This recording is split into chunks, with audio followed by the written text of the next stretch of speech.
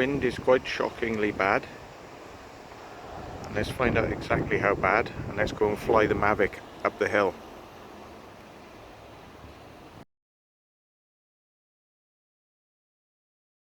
Right, the wind is actually howling outside my car, and just to give you a little bit of an example, it's blasting along.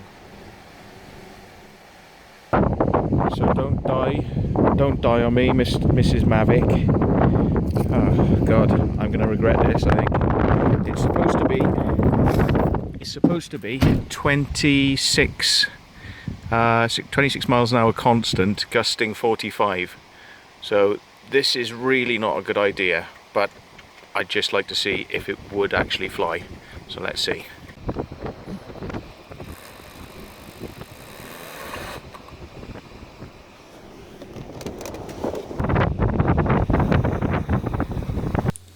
Okay, I'm not going to make you suffer the audio from the mic there, but as you can see, it's probably about 30 degrees angle, at times getting up to about 45 degrees.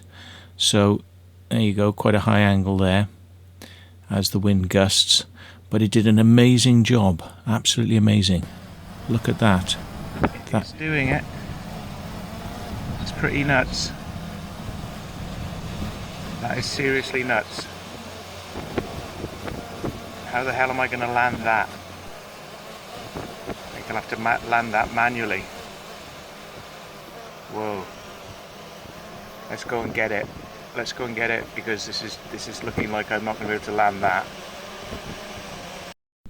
Here's the footage from the camera itself, and as you'd expect, remarkably steady. Obviously you can see the copter moving in relation to the ground, but if it was up a bit higher you wouldn't have any idea that the copter was actually moving. So quite a piece of kit. It is doing it. It's pretty nuts. That is seriously nuts. How the hell am I going to land that? I'll have to land that manually. Whoa. Let's go and get it. Let's go and get it, because this is looking like I'm not going to be able to land that. And indeed I wasn't able to land it. I had to hand grab it, because of course at that angle the blades are likely to hit the ground before the copter actually touches its body down.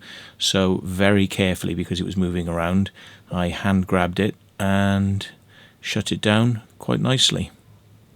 So very, very good. Very impressed with that. Not sure it's the sort of conditions I'd like to be flying in, but at a push, you can do it.